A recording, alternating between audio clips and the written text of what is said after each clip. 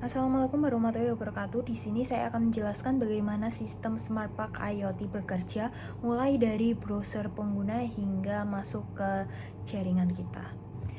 Sebelumnya, perkenalkan, nama saya Dinika Javerkesha Bilkis dengan NIM 2431407071111082 dari kelas T4G, dan juga nama anggota saya ada Tasya Rizky Lispitasari dengan NIM 2431407071111096, dan juga ada Diego Armansyah Yuwono dengan NIM 2431407071111083, dan juga ada Freddy Putra Effendi dengan NIM 2431407071111009. Jadi langsung saja, semuanya dimulai dari user membuka browser dan mengetik URL https EasyParkMyID ini.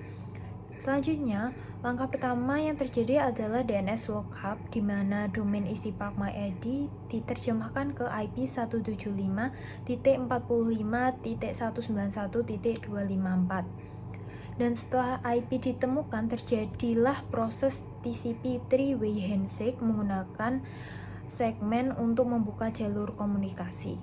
Selanjutnya dilakukan TLS 1.3 handshake untuk memastikan sertifikat Let's Encrypt kita valid dan aman. Selanjutnya, koneksi yang sudah aman ini kemudian membawa request HTTPS kita hingga sampai ke gateway dengan IP 194.62.248.114. Nah, sekarang kita akan masuk ke zona 2, yaitu area gateway dan port forwarding. Dari titik masuk tadi, request diteruskan ke gateway kampus dengan IP public 175.191.254. Dan di sini keamanan dijaga ketat oleh UFW firewall yang hanya mengizinkan akses ke port 2280 dan 443. Dan gateway kemudian melakukan cek port forwarding menggunakan IP tabless.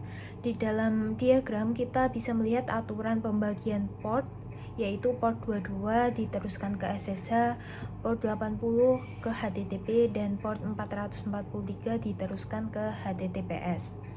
Melalui mekanisme NAT, traffic dan IP public 175.191.254.2.443 akan dipetakan langsung menuju IP VM internal kita, yaitu 10.35.209.2.443. Dan dengan cara inilah request berhasil diteruskan ke VM internal yang tadinya terisolasi. Begitu request berhasil menembus jaringan internal, kita masuk ke zona 3, yaitu di lingkungan VM Ubuntu kita. Yang pertama, request pertama kali diterima oleh Nginx reverse proxy yang mendengarkan di port 443 SSL HTTP 2 untuk server EasyParkMyID. Nginx juga dilengkapi fitur security seperti red limiter dan fail to ban untuk menghalau serangan. Dan di sini terjadilah proses SSL termination, di mana request HTTPS dideskripsi menjadi HTTP biasa agar proses internal berjalan lebih ringan.